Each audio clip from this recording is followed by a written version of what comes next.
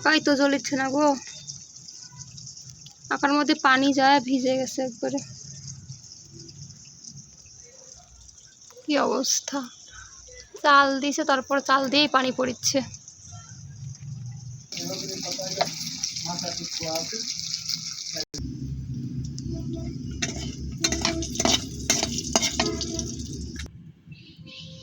এই কারের মধ্যেই রান্না করে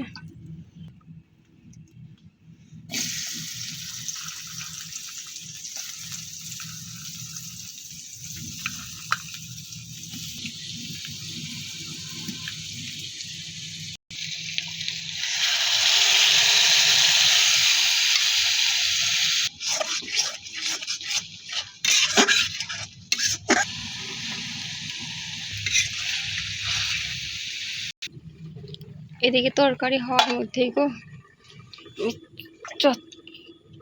চচ্চড়িটা মাখাইলি, এবার চচ্চড়িটা হাতে মাখাই করবো।